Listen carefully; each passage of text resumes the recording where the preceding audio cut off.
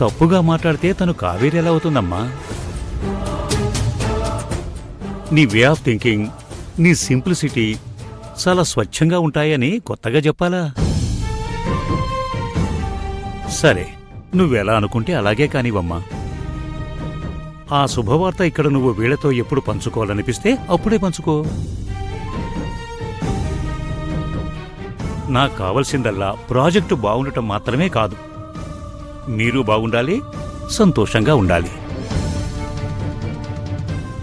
అవును, ఇంతకీ మీరు ప్రాజెక్టు పనుల్లో పూర్తిగా మునిగిపోయి మీ ఫ్యామిలీ లైఫ్ని ఏవి నెగ్లెక్ట్ చేయటం లేదు కదా? ఫ్యామిలీ లైఫా? అది ఎక్కడ ఏడ్చింది? అంత ఉపవాస దీక్షగా. అయ్యో సారు, గట్లా అడుగుతారేంది? మా ఫ్యామిలీ లైఫ్ చాలా మంచిగుంది. ఏం అర్జున్ బాబు చెప్పుండ్రీ.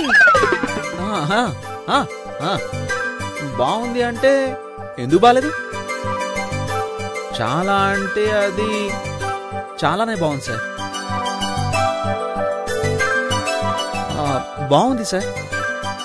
అర్జున్, మీ భార్యాభర్తలు మీ కొత్త దాంపత్యం సజావుగా సంతోషంగా సాగుతుందని చెప్పినా వర్క్ ప్రెషర్ అనేది ఉండనే ఉంటుంది. పైగా కొత్త ప్రాజెక్టు కదా, అన్నీ మిద్దరే కదా చూసుకుంటున్నారు. పైగా మీ ఇద్దరి మధ్య ఇబ్బందులు రాక మానవులే, అది నేను అర్థం చేసుకోగలను.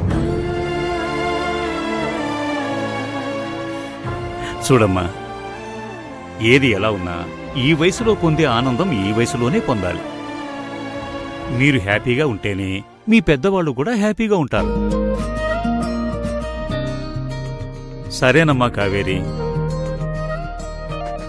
అండ్ అర్జున్. అయితే నాకు సెంటిమెంట్ ఉందయ్యా. ఏంటి సార్ అది?